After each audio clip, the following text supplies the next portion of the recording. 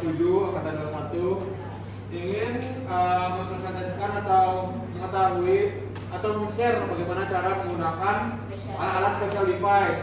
Nah, untuk sekarang itu kami men-sharekan untuk bagaimana menggunakan special device, diantaranya yaitu suppositoria. Kalian tahu kan suppositoria dan juga insulin. Kalian ada insulin nggak? Tahu ya. Nah, jadi untuk pertama itu sebelum mulai kita perkenalan dulu ya. Jadi sini perkenalkan aku Madin, 93 dari angkatan 21. Aku Bella dari angkatan 21 NIM 92. Aku Marta dari angkatan 21 NIM 94. Aku Audrey dari angkatan 21 NIM 095. Aku Agnes dari angkatan 21 NIM 096. Aku Iya. Aku Gesiska dengan NIM 091. ya. Oke, mungkin di sini ada kakak kalian ya. Ya, kakak NIM kalian kan kami dari B2 juga. Jadi ini untuk memenuhi praktikum PIO kami. Iya. Terus terima kasih juga buat teman-teman kan ada meluangkan waktunya ya. Kami minta waktu teman-teman sebentar untuk menjelaskan mengenai insulin pen sama suppositoria. Oke, mungkin yang pertama kita mulai dari teman-teman susu dulu. Nah, nanti kalau teman-teman bingung atau mau tanya, silahkan tanya aja langsung. Oke, kita mulai ya. Buat. Monster. Sore teman-teman. Sore. Terima kasih atas ketersediaannya untuk membantu kami dalam praktikum tugas bio pelaksanaan kami. Jadi yang pertama kami dari kelompok suppositoria akan menjelaskan terkait materi dalam sibu atau dapatkan gunakan simpan dan buang. Jadi ini contoh dari special device suppositoria, bentuknya seperti ini. Jadi apa sih itu suppositoria? Teman-teman juga bisa baca dari leaflet yang sudah dibagikan. Jadi suppositoria itu adalah sediaan padat dalam berbagai bobot dan bentuk. Jadi suppositoria itu tidak tersedia dalam bentuk dan bobot seperti ini saja. Jadi ada berbagai macam, tergantung diberikan kepada siapa aja, pasien siapa aja. Dan ini itu diberikan melalui rektal, vagina, dan uretra. Lalu nanti cara kerja suppositoria ini nanti dia akan meleleh, melunak ataupun melarut pada suhu tubuh pasien dan nantinya akan terserap dengan cepat. Lalu tujuan dari suppositoria ini apa sih? Tujuannya itu bertindak sebagai pelindung jaringan setempat, sebagai pembawa zat terapeutik yang bersifat lokal atau sistemik. Nah, tujuan lainnya itu suppositoria ini sebagai alternatif pengobatan. Jadi alternatifnya itu antara lain untuk pasien-pasien yang mengalami kesulitan menelan. Jadi seperti contohnya anak-anak ataupun lansia ataupun pasien-pasien dengan kondisi tertentu. Terus juga alternatif untuk obat yang mudah rusak oleh asam lambung dan juga alternatif untuk obat yang bisa mengiritasi saluran pencernaan. Seperti itu. Lalu selanjutnya akan disampaikan materi dari sibu oleh teman saya. Oke, sebelum masuk ke materi dan sibu, teman-teman harus tahu ada apa aja sih jenis-jenis obat. Teman-teman bisa lihat di leaflet ya, itu ada 4 jenis dengan logo yang berbeda-beda. Ada obat bebas terbatas, obat keras, psikotropika, dan narkotika. Nah, obat-obat yang diperoleh tanpa resep itu salah satu contohnya ada obat bebas dan obat bebas terbatas. Obat yang bisa diperoleh dari dokter dan menggunakan resep itu salah satunya tadi ada obat keras, psikotropika, dan narkotika. Sebelum mengetahui itu, kita harus penting juga tahu di mana kita bisa melihat obat bisa dibeli tanpa resep dan dengan resep. Kemudian kita akan masuk ke materi dan sibu. Di sini saya akan bahas terkait materi da itu berarti dapatkan. Di mana sih kita bisa mendapatkan suppositoria? Jadi yang pertama teman-teman bisa baca di leaflet itu di toko berizin, apotik atau instalasi farmasi. Untuk obat-obatan dengan logo bebas terbatas itu teman-teman bisa membeli di bisa di market, contohnya Alfamart, Indomart, terus habis itu toko obat seperti logo yang di samping itu teman-teman bisa lihat ya. Kemudian untuk obat dengan resep teman-teman bisa peroleh di apotek gitu.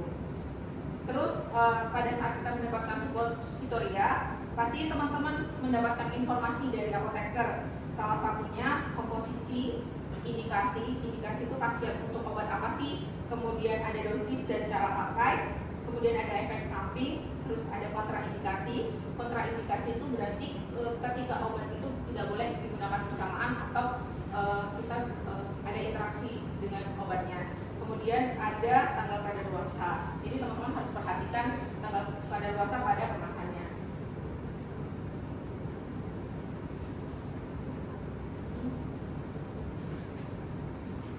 Nah, untuk selanjutnya itu yang dulu atau gunakan. Yang pertama itu cara penggunaannya kita harus mencuci tangan dan sabun dan air bersih.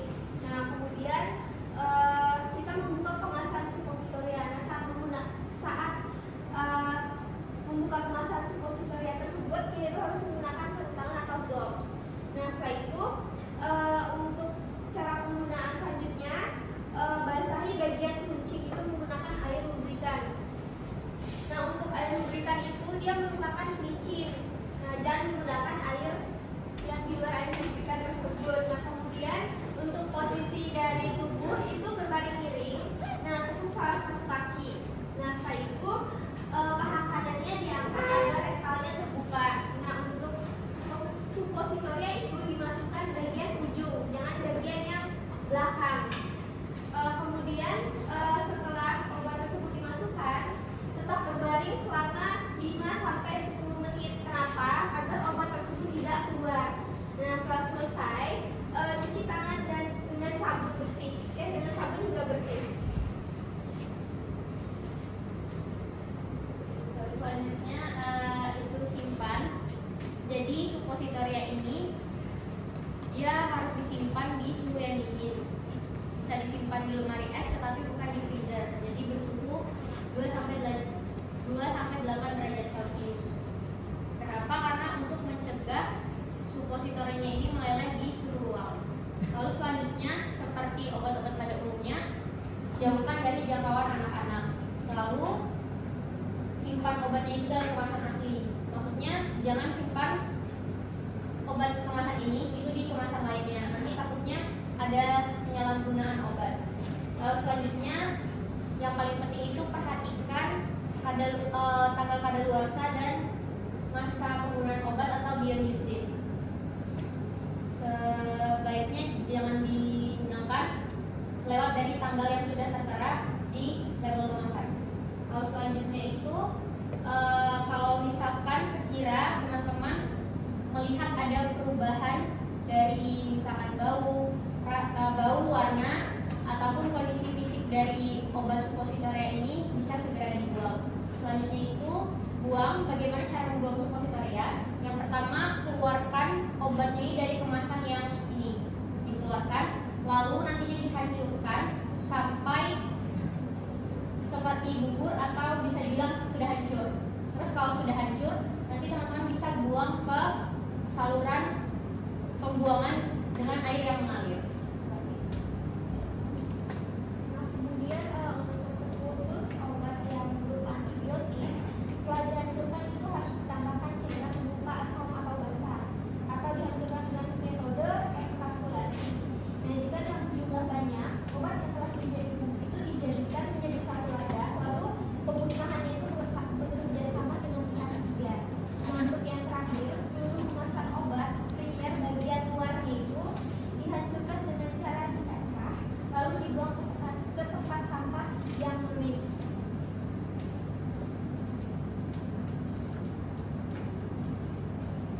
Mungkin ada pertanyaan atau tanggapan dari teman-teman terkait suppositoria. Kak, mau tanya. Memang baunya sebelum bau waktu masih tahan sama setelah udah berubah, pokoknya udah nggak bagus untuk dipakai, itu memang baunya kayak gimana? Cara tahu baunya kan itu kan dibungkuskan Kak, kan nggak bisa cium baunya, nggak tahu bau aslinya kayak mana.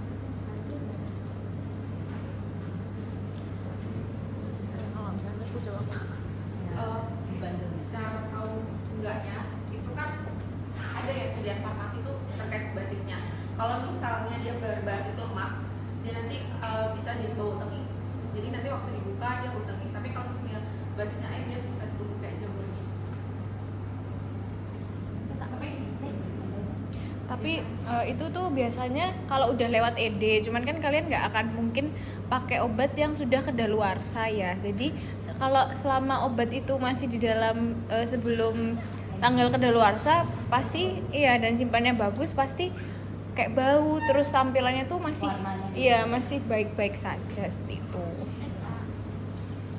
Ada lagi mungkin? Ya. Udah. Oh iya, boleh. Tadi kan dijelaskan penggunaannya itu harus menggunakan gloves ataupun latex ya. Nah, kenapa harus menggunakan gloves atau latex? Apakah itu sifatnya toksik? Dan tadi kan dijelaskan juga penyimpanannya itu harus di suhu 2-8 derajat Celcius dengan ada kadar ED tertentu. Nah, misal disimpan di suhu ruangan, apakah itu nanti akan berdampak dan apakah mengurangi masa pakainya gitu? Nah, kalau terkait cara penggunaan yang menggunakan gloves itu alasannya yang pertama itu biar tidak terkontaminasi dari bakteri-bakteri luar. Jadi kan kalau misalkan dia terkontaminasi dari bakteri luar kan lebih berbahaya karena dia bisa langsung, karena obat tersebut tuh langsung masuk ke dalam tubuh. Terkait kebersihannya juga, makanya menggunakan gloves. Tapi kan tadi juga ada ini kan saran buat kita cuci tangan dulu. Jadi walaupun kita kan nggak semua orang punya gloves kan di rumah, jadi bisa aja pakai tangan langsung nggak apa-apa. Tapi yang penting udah cuci tangan gitu. Karena kan dia akan dimasukin ke dalam anus ya. Iya. Jadi tangan jari kita tuh ikut masuk ke anus. Masuk masalahnya. Ya. Jadi kayak kenapa harus bener-bener sesteril itu dan pakai gloves. Tadi apa yang pertanyaan keduanya? Misal kalau disimpan di suhu ruang itu apakah aman untuk digunakan dalam jangka waktu yang pendek ataukah nanti bisa langsung kayak misalkan ada saat atau gimana? Jadi suppositoria ini kan memang penyimpanannya harus di lemari es, tapi bukan di freezer ya. Karena kalau misalkan dia nggak disimpan di lemari es itu nantinya dia akan meleleh. Dia kan ada yang base lemak sama base air. Dan walaupun base air pun dia akan tetap meleleh.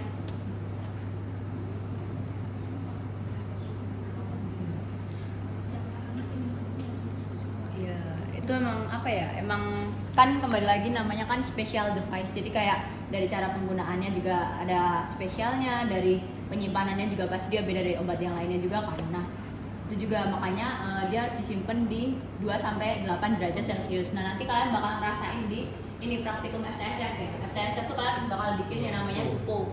Nanti kalian rasain kayak waktu bikin baru kalian pegang di gloves kalian aja tuh udah bisa meleleh gitu loh. Iya. Tuh, padahal itu ruangan AC. Tapi kan ruangan AC belum tentu suhunya 2-8 derajat gitu. Jadi ya itu emang udah aturannya emang seperti itu, baiknya emang dia disimpannya di suhu seperti itu gitu.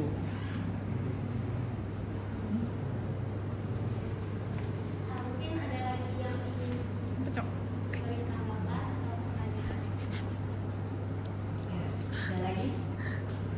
Ya, atau nanti kita tanya balik waktu dapat hadiah, sebelum kita dapat hadiah nanti kita tanyain kan berarti enggak. Iya, maaf ya. Lanjut dulu insulin. Closing dulu. Ada yang mana? Oh, ada mana ya? Oh ya, silakan. Iya. Oh, ada. Oh, enggak ada. Oh, maksa Marta. Maksa deh ini dia. Oke, nah kita insulin dulu ya. Oke, sekian presentasi dari kelompok suppositoria. Selanjutnya akan dilanjutkan dari kelompok insulin. Terima kasih.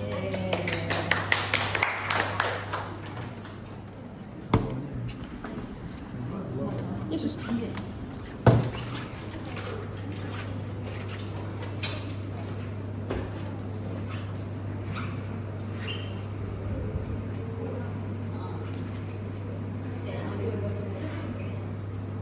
Udah dapat belum insulin? Dia satu. Tapi cuma print gitu. Ya.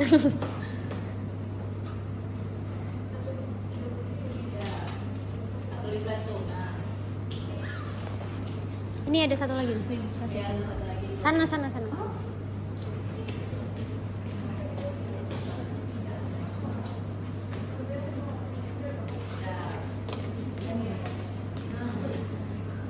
Oke, kita lanjut ke insulin pen ya teman-teman.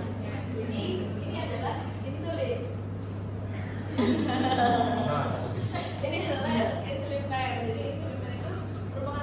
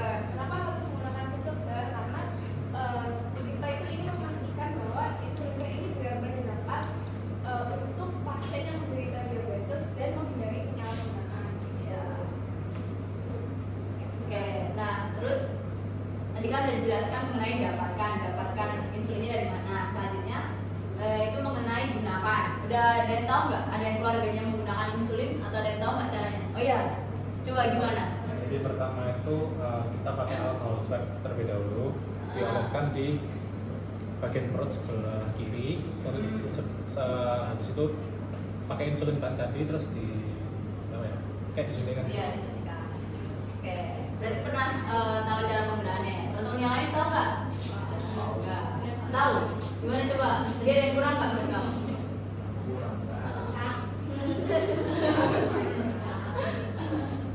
Oke, jadi tadi langkahnya tuh sebenarnya intinya memang seperti itu, tapi di depannya tuh masih banyak langkah yang harus dilakuin. Jadi yang pertama, kita tuh kenal dulu ini yang kami gunakan. Berarti kan insulin flash ada banyak ya teman-teman. Tapi yang ini yang kita gunain itu yang Novorapid. Nah, itu beda lagi. Jadi kan insulin ada yang short acting, terus ada yang rapid, ada juga yang apa? Intermediate, long, terus ultra long. Jadi kayak insulin kan dibagi berdasarkan durasi kecepatan dia itu ya cara kerjanya.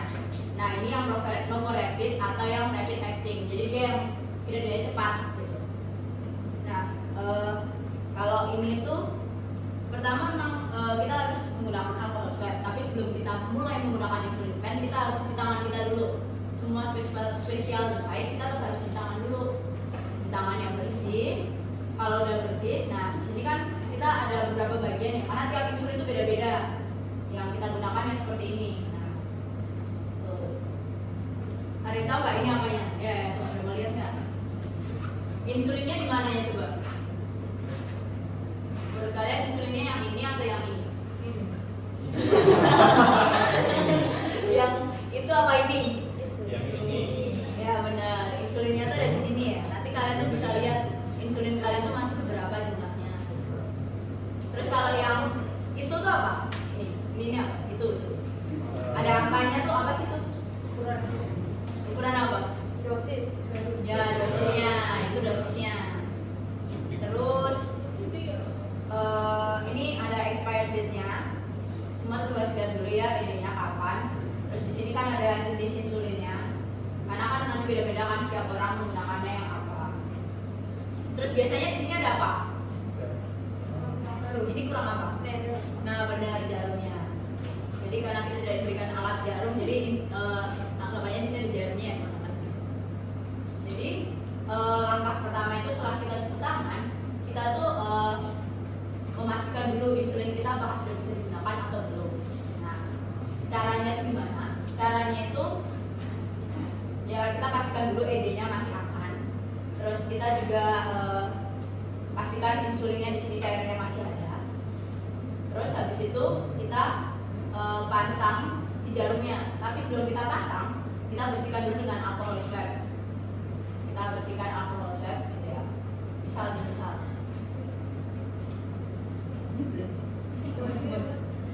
Ya, kayak gini ya. Misal kita bersihkan dulu sebelum kita masukkan dengan jarum. Kayak kita pastikan ini tuh areanya steril gitu. Nah, terus kita pasang jarumnya. Nah, tapi pas pemasangan jarum jangan sampai tangan kita tuh kena di jarumnya. Karena nanti kan jadi gak steril. Terus juga kan bahaya juga kalau kena tangan kita kan. Kita pasang, pura-puranya udah dipasang ya teman-teman. Tapi masih dengan kondisi tertutup jarumnya. Terus kita atur dulu di sini. Ini kan ada angka banyak kan. 0 segala macam sampai puluhan. Kita atur dulu di angka 1 atau di angka 2. Itu tujuannya buat kita ngecek dulu insulin kita bekerja atau enggak sebelum akhirnya nanti kita suntikan ke tubuh kita. Misal kita setting di angka 1 dulu. 1 nih. Terus habis itu kita lihat dulu di sini apakah ada gelembung atau enggak. Jadi insulin itu nggak boleh ada gelembungnya sebelum kita suntikan. Jadi untuk mengantisipasi adanya gelembung, kita nanti tegakkan dulu insulinnya ini ke atas, terus kita ketuk-ketuk biar nggak ada gelembungnya. Terus habis itu kalau udah nggak ada gelembungnya, kita pilih bagian tubuh mana yang mau kita suntik. Tapi sebelum itu kita pastiin dulu insulin kita bisa benar-benar keluar. Kita pencet di sini, set. Nah, tadi kan baru 1 atau 2 kan. Nanti dia bakal keluar gitu di jarumnya dikit gitu, set, set, netes-netes kecil gitu. Nah, kalau dia udah netes itu artinya insulin kita baru bisa digunain. Tapi kalau dia nggak netes, kita ulang lagi prosesnya dari awal, dari pemasangan jarum segala macam. Nah, kan udah dipastiin nih udah aman, ternyata dia bisa digunain. Kita lanjutlah ke mengatur dosis sesuai dengan anjuran dari dokter. Nah, misal dari dokter minta supaya 8 kili gitu. Ya udah, jadi kita set sampai di angka 8. Terus habis itu jarumnya tadi kan masih ada, jarumnya kita buka, kita pilih bagian tubuh mana yang mau kita suntik. Nah tadi kan kalau kamu kan nunjuknya tadi di bagian perut kiri kan, itu sebenarnya tuh enggak, kita tuh bebas mau di bagian mana aja dan itu harus berganti, nggak boleh di bagian yang sama. Yang boleh itu di lengan boleh, paha boleh, perut boleh. Tuh. Ya tapi memang banyak anak di perut karena lebih gampang kan. Kalau di sini kan susah ya. Tapi memang harus ganti terus lokasinya. Nah caranya itu kita bersihkan lokasi yang akan kita suntikan. Tuh. Misal di lengan ya. Gitu. Kita alkohol swabin dulu lengannya. Iya. Terus habis itu kita cubit. Cubit ya? Ya, dicubit. Kalau udah, baru tadi kan udah disetting sesuai dosis dari dokter kan. Nah, baru kita suntik. Terus ya, jangan ditarik dulu kalau semuanya belum keluar. Jadi tarik jarumnya itu terakhir, pastikan semua udah masuk ke dalam tubuh kita dulu. Tunggu beberapa detik lah. Kalau udah, baru kita tarik jarumnya. Area yang tadi tuh nggak usah di alkohol swab lagi, nggak apa-apa sebenarnya. Tapi ingat jarumnya tuh hanya sekali pakai, jadi harus ganti-ganti terus. Kecuali insulinnya kan bisa berkali-kali. Gitu. Aman ya teman-teman? Oke, lanjut dulu. Oke, lanjut ya. Tadi kan dagu, sekarang simpan. Mengenai penyimpanan dari insulin ini. Ya, ada tahu nggak bagaimana penyimpanan insulin? Ya. Kulkas biasanya. Kulkas. Berapa Kulkas. suhunya? Antara 2 sampai 10 sih biasanya. Oke, benar. Ada yang tahu lagi? Ya, ada di sana ya. Jadi untuk penyimpanan insulin ini sebenarnya secara umum ya, secara umum ini disimpan jauh dari matahari. Kenapa sih harus jauh dari matahari? Karena beberapa obat atau zat aktif itu dia tidak stabil dengan adanya matahari. Jadi contohnya kalau kalian naruh obat ataupun naruh sediaan farmasi lah, itu terkena matahari atau disimpan di bawah matahari dan kena panas, takutnya obatnya itu akan rusak. Jadinya stabilitas dan juga aktivitas obatnya ini nggak akan ngaruh kalau kalian menggunakan obat tersebut. Selanjutnya dijauhkan dari anak-anak. Kenapa? Karena takutnya disalahgunakan ataupun bisa karena kan ada needle pen juga kan, ada dalam suntiknya juga, takutnya nanti berbahaya bagi anak-anak.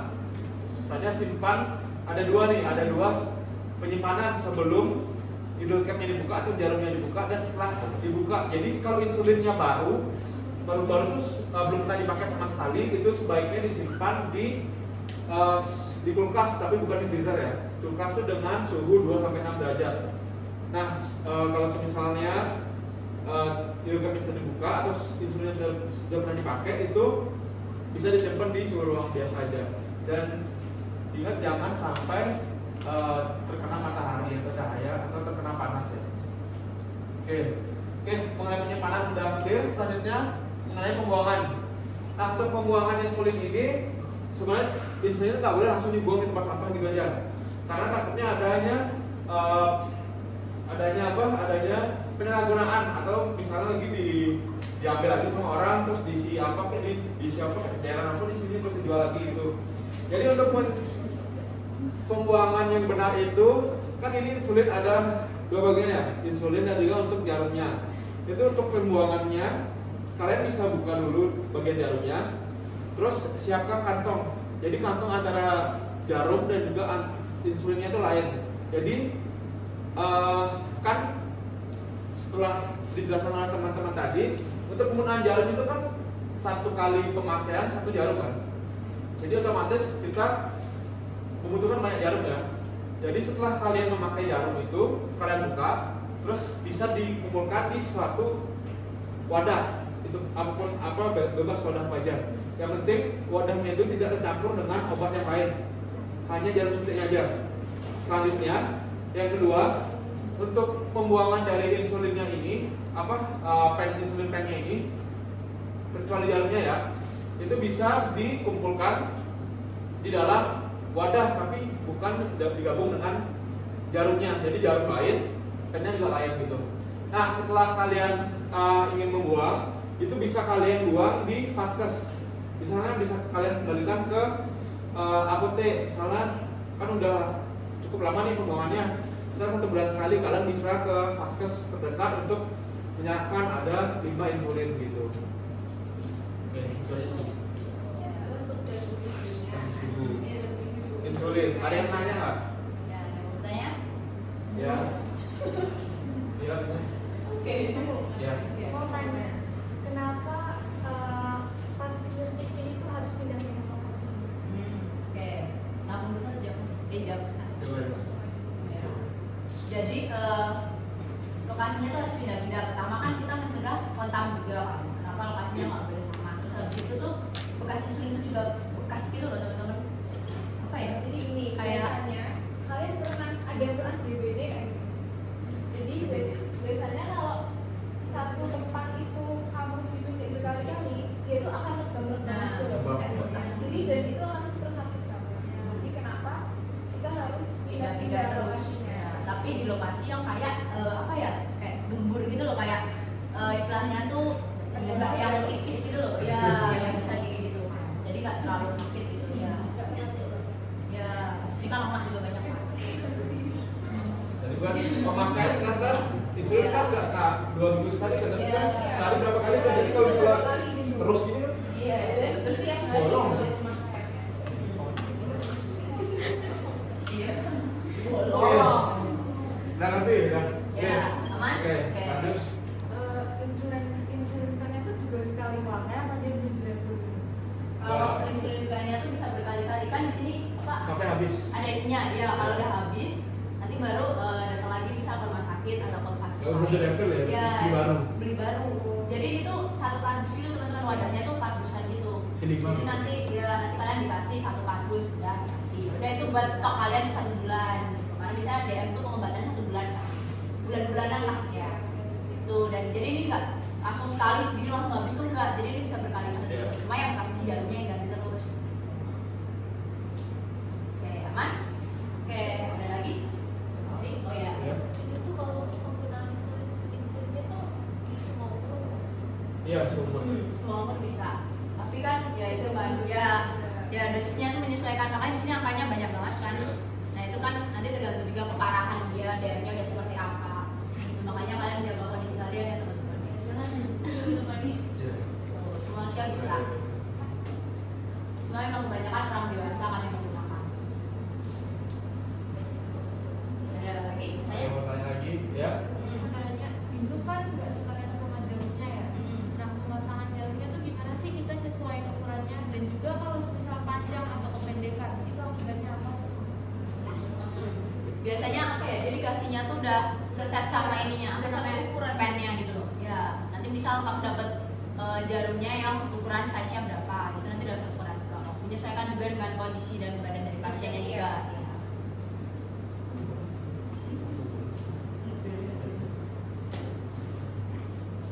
Tuh, ada yang tanya lagi? Yang masih kepo-kepo nggak? Yuk, kepo nanya dulu bisa tanya.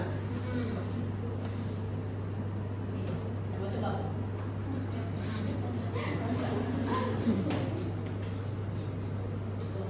Udah clear, ada yang mau nanya lagi? Ya, ada lagi nggak? Gue ada kepo nanti saya pulang. Kita sudah tidur kan? Kalau enggak nanti gantian kita yang nanya. Coba. Proses, ya proses. Apa? Oh, yang pakai alat gitu ya? Beda sih, karena kan kalau misalnya insulin yang pakai alat itu, yang pakai aplikasi itu ada ya, Habibie itu ya. Itu biasanya untuk insulinnya itu udah di set, jadi sebenarnya mekanisme kerjanya sama. Tapi yang insulin yang kamu masuk itu lebih efektif, jadinya nggak usah masuk berenang. Jadinya jarumnya langsung masuk, jadinya nanti bisa dijadwal untuk penyuntikan insulinnya, misalnya setiap berapa jam sekali gitu. Lebih sakit sih, lebih sakit Tapi yang ini sih. iya sih. Karena yang itu kan sekali tempel udah Sekali ya. sih, tapi kalau ini memang harus berkali-kali. Memang berkali-kali. Gimana pakai? Dan tidak mau menggunakannya. Ya. Gitu. Tapi jarum nggak sih? Mm-mm. Ini juga kecil sebenarnya jarumnya, nggak yang segede itu gitu loh teman-teman. Oh, pendek. Pendek kecil segini lah. Aman? Ada yang lagi? Nggak ada yang mana lagi? Oh iya. Tanya, Kak.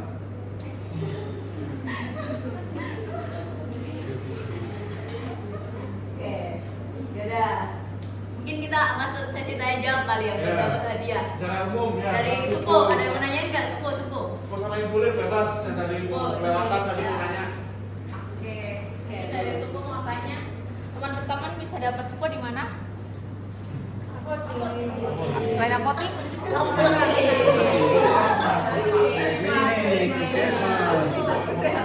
Kalau misalnya kita bisa beli bebas itu dengan logo warna apa?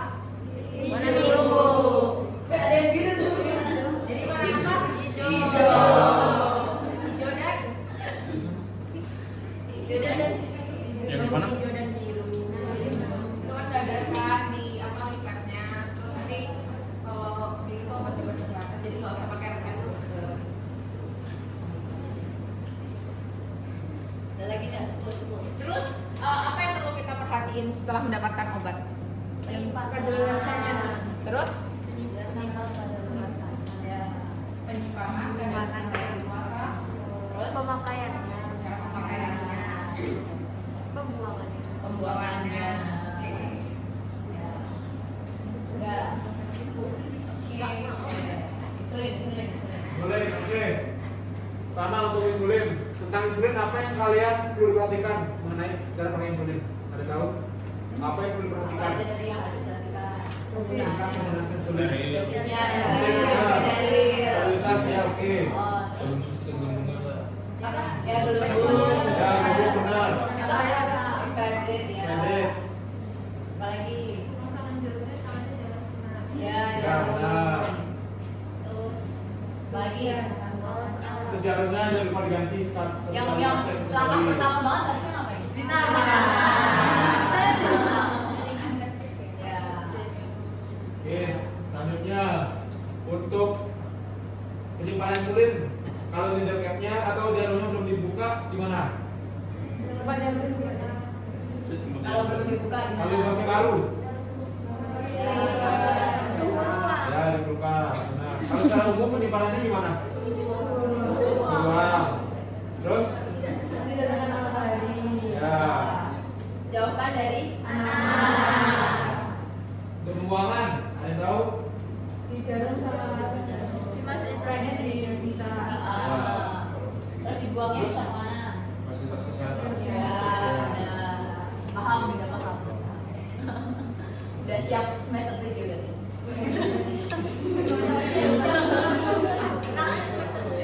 Oke, apa ya? Udah ya? Udah. Oke. Makasih ya teman-teman udah meluangkan waktunya untuk sosialisasi sama kita. Ini ada sedikit bingkisan buat bareng-bareng satu golongan, nanti dibagi-bagi aja ya. Gitu.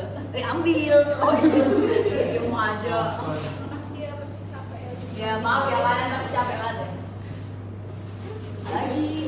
Nah, Indomie. Tuh. Kalian bagi-bagi ya buat bareng-bareng.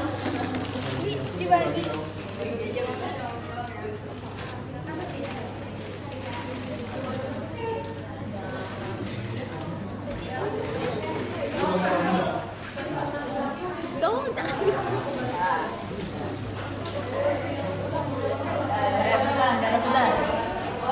Bye bye Bel.